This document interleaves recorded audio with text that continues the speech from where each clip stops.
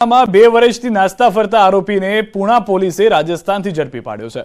2 વર્ષ આરોપી આશુરામ ખિલેરી પ્રવીણ અને જૈમીન સાથે મળીને 5,85,000નો એમડી ડ્રગ્સ વેચતો હતો। આરોપી પ્રવીણ જૈમીનને એમડી ડ્રગ્સ અપાવતો હતો। તે જ સમયે પોલીસે જૈમીનને ભાવનગરથી ઝડપી પાડ્યો। જૈમીન એમડી ડ્રગ્સ બનાવવા માટે એક લેબોરેટરી શરૂ કરી ચૂક્યો હતો, જેથી પોલીસને ડ્રગ્સમાં વપરાયો 22 કિલો પાવડર મળ્યો। કેમિકલ લિક્વિડ સહિતની સામગ્રી મળી આવી। 2 વર્ષથી વોન્ટેડ આરોપીની પૂણા પોલીસે રાજસ્થાનથી ધરપકડ કરી છે।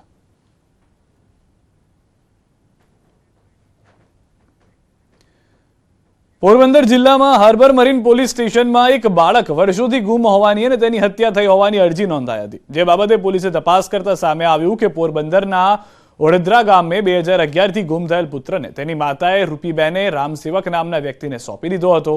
પોતે 1 વર્ષના બાળકની સારવાર કરાવી ન શકતા હોવાથી તેને ઉત્તર પ્રદેશના રહેવાસી રામસેવકને આપી દીધો।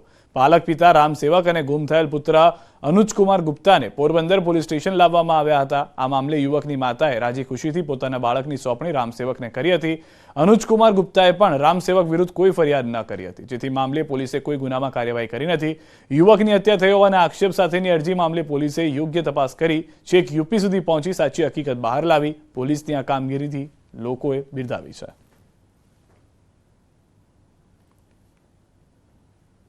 આ બાળકનું નામ છે એ અનુજ રામસેવક ગુપ્તા છે અને એના પિતા સાથે રહે છે અને આગામી એપ્રિલ મહિનામાં એના લગ્ન પણ થવાના છે। લોકસભા ચૂંટણી પહેલા ક્ષત્રિય સમાજનું શક્તિ પ્રદર્શન જોવા મળ્યું છે। કરણસિંહ ચાવડાનું મોટું નિવેદન, રાજકીય રીતે વજૂદ ઊભું કરવા સંમેલન, ક્ષત્રિય સમાજને હાસ્યામાં ધકેલવામાં આવ્યો। પાર્ટીઓ ક્ષત્રિય સમાજને વધુ સ્થાન આપે, આગામી દિવસોમાં વધુ સંમેલન થશે। અમદાવાદના વિઠ્ઠલપુરમાં મળ્યું છે સંમેલન।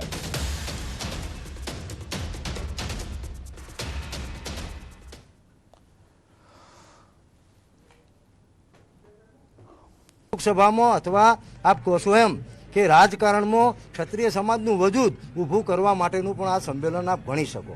અમે તો બધી જે મુખ્ય પાર્ટી છે કોંગ્રેસ અને ભાજપ, એના જે મોવડી મંડળ અથવા એના જે આગેવાનોને કહેવા માગીએ છીએ કે અમારા અનુભવથી અમને એવું લાગી રહ્યું છે કે છેલ્લા 1 વર્ષથી કે 2 વર્ષથી ક્ષત્રિય સમાજને ધીરે ધીરે વાંસિયામાં ધકેલી દેવામાં આવી રહ્યો છે અને એ દેખાય છે વર્તમાનમાં અમને।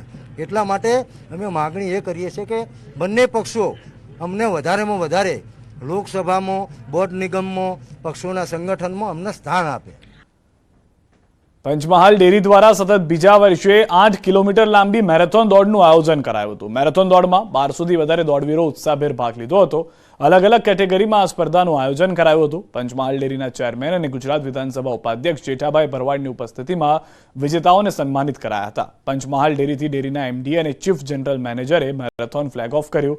મેરેથોન માર્ગ પર મેરેથોનમાં ભાગ લેનાર માટે રિફ્રેશમેન્ટ પણ વ્યવસ્થા કરાઈ। નાગરિકોની સુખાકારી અને સ્વાસ્થ્યને ધ્યાનમાં રાખી પંચમહાલ ડેરી તરફથી આયોજન કરાયું હતું।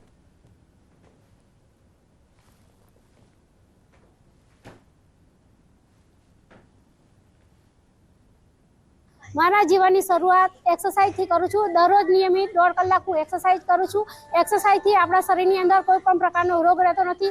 કોઈ બી યુવાનો માટે કે કોઈ બી છોકરાઓ માટે ફિટનેસની જરૂર છે અને એક્સરસાઇઝ મહત્ત્વની છે આપણા શરીરના માટે, આરોગ્ય અને કોઈ બી તંદુરસ્તી માટે આપણી શરીરનું બહુ જ ફિટનેસની જરૂર છે અને હેલ્થની સાથે સાથે એમની તંદુરસ્તી પણ સારી રહે તેના માટેની પંચમહાલ ડેરી તરફથી અમે વ્યવસ્થા કરીશું અને આ જે લોકો આવ્યા તેમનો આજના દિવસે ખૂબ ખૂબ આભાર માનું છું। સમાચારોમાં રોકાઈશું એક વિરામ માટે। આપ જોડાયેલા રહો ગુજરાતની number 1 news channel news 18 Gujarati સાથે।